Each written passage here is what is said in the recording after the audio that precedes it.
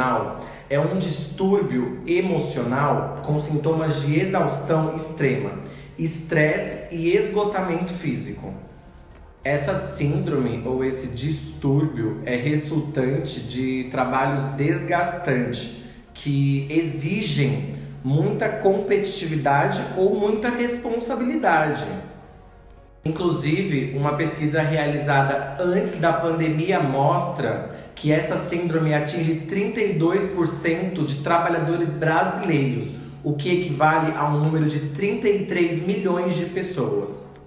Um mercado de trabalho altamente exigente e estressante, é normal que os profissionais convivam com uma carga de estresse muito grande. Há também outras variáveis comuns que reforçam essa sensação: a violência urbana, o trânsito e principalmente a situação econômica. O termo da síndrome de burnout vem da origem inglesa, com uma tradução próxima de queimar-se por completo, um tanto relacionado com os sintomas que o paciente sente durante a síndrome. Essa síndrome foi descrita pelo psicanalista alemão Herbert Freudenberg. A síndrome de burnout foi oficializada recentemente pela Organização Mundial de Saúde, a OMS, como uma síndrome crônica. Enquanto fenômeno ligado ao trabalho, a OMS incluiu o burnout na Classificação Internacional de Doenças, que entrou em vigor dia 1º de janeiro de 2022.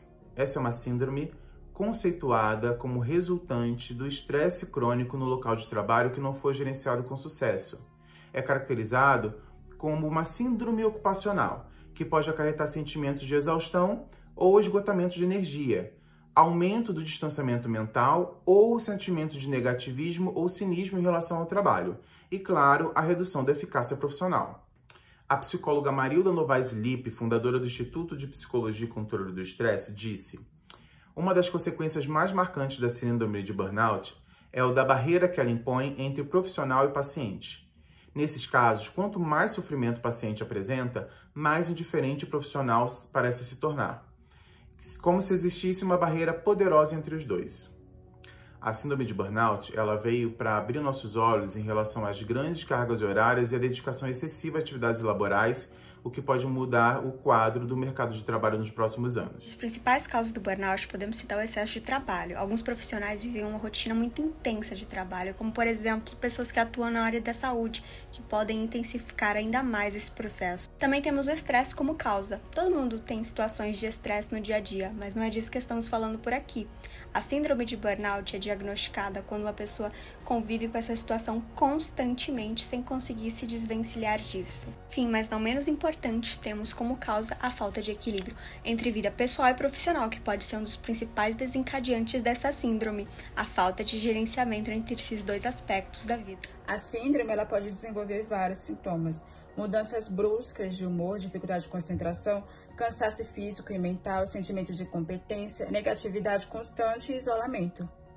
Apesar dos sintomas mais comuns serem psicológicos, quem sofre da síndrome também vai apresentar sintomas físicos, como dores de cabeça, tonturas, palpitações, problemas com sonos, dores musculares e até mesmo resfriados. As alterações fisiológicas decorrentes do estresse têm alto risco de infecção, alterações neuroendócrinas, a hiperglicemia, o alto risco de cardiovasculares, além do abuso de bebidas e substâncias. Além disso, também tem o transtorno ansiosos, suicídios, a implicância socioeconômica, que tem o abandono de especialidade, queda de produtividade, pressão arterial, contração de baço, liberação de glicose pelo fígado, redistribuição sanguínea e dilatação das pupilas. O diagnóstico da síndrome de burnout deve ser realizado por um profissional, seja ele da área da psicologia, tanto quanto também da área da psiquiatria. Ao analisar o caso clínico do paciente, o profissional ele tem como função identificar os sintomas da síndrome de burnout, que normalmente estão relacionados às alterações de humores, à dificuldade de concentração no trabalho, o cansaço tanto físico quanto mental, as tensões, as sensações de desânimos em relação ao trabalho. Após a identificação dos sintomas da síndrome, o psicólogo ou psiquiatra pode estar auxiliando o paciente com recomendações de exercícios. Pode ser esses tanto quanto atividades físicas, quanto terapias. Atividades essas que podem auxiliar o paciente na distração, na sensação de alívio dos estresses e também nas tensões. Nos casos mais graves da síndrome de burnout, que pode estar relacionado à ansiedade e depressão, é recomendada uma melhor avaliação para assim prosseguir com o uso de medicamentos, com prescrição do psiquiatra. O tratamento ele deve ser orientado pelos psicólogos. Normalmente é tratado com terapia e medicamentos como antidepressivos e ansiolíticos, que irá ajudar nesse controle frente a situações estressantes. É recomendado promover uma mudança no estilo de vida, incluindo atividades físicas regulares e exercícios de relaxamento que ajudem a aliviar o estresse do trabalho. Logo, o importante em todo caso é procurar sempre uma ajuda profissional para evitar que essa síndrome se evolua para outras condições de saúde mental. Galerinha, agora nós também vamos falar um pouco de como nós podemos combater. Para resolver um problema, que nesse caso é a síndrome, nós primeiro devemos encontrar qual é a causa do problema, para assim a gente combater aquele mal pela raiz. Sabemos até aqui que a síndrome ela é de origem trabalhista, ou seja, a empresa também é responsável por conta desses prejuízos perante a saúde do paciente. Por quê? A empresa ela é super, hiper responsável pelas atividades dos profissionais.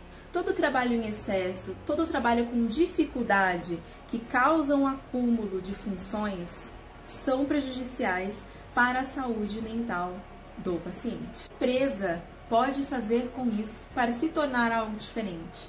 A empresa deve pôr atividades que façam com que o trabalhador se sinta seguro de exercer suas funções, que existam profissionais capacitados para estarem dividindo essas funções. Existem muitas soluções que a empresa pode se pôr a ajudar o profissional. A maior delas é exercer segurança ao seu funcionário, para o seu funcionário não ser o único a dar conta de tudo.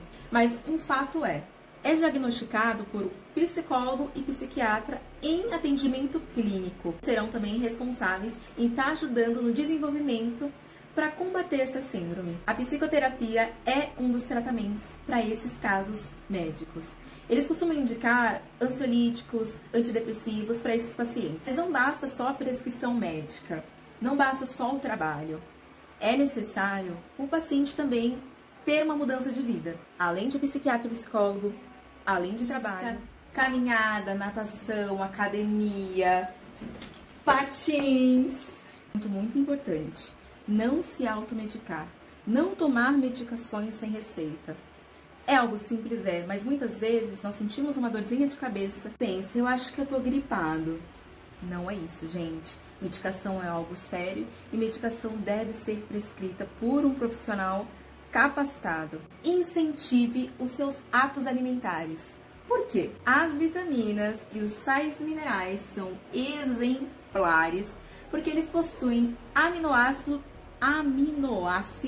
triptofano. O que é isso? O aminoácido triptofano, ó, auxilia no hormônio do bem-estar. Então, em alguns casos, é necessário também o acompanhamento do nutricionista, porque a alimentação é um dos pontos também importantes. Não é só saúde mental, psicológica, mas a saúde alimentar também é importante nesses casos. Fator não menos importante, conversar com quem você sente realmente confiança do que você está sentindo. Existem pessoas que não têm um bom astral para conversar, não. E sabe o que acontece? Acaba piorando ainda mais o estado que você estava antes. Mais um fator importante, evitar contato com pessoas negativas. Principalmente as pessoas que falam do trabalho do outro. Se falam do trabalho do outro, falam do seu. Fator, defina objetivos pessoais e profissionais. Qual é o seu objetivo? O que você quer para você? Para mudar o que você está tendo dificuldade? Você quer sair do emprego? Defina objetivos para você se encontrar. Defina dias de férias também para você, viu? É preciso férias e focar um pouquinho na sua vida pessoal, na sua família. É isso que falta um pouquinho hoje em dia. Por mais que o tempo seja muito reduzido, é importante ter férias. Além de todas essas atividades e tudo que foi falado, também não podemos esquecer de uma boa noite de sono. Além dos fatores de atitude, nós também depositamos ideias e melhorias tendo uma ótima noite de sono. Assim, nós conseguiremos focar melhor na nossa família, amigos, atividades trabalhistas e outras atividades que nós executaremos com o passar dos dias. Então, uma boa noite de sono também é importante.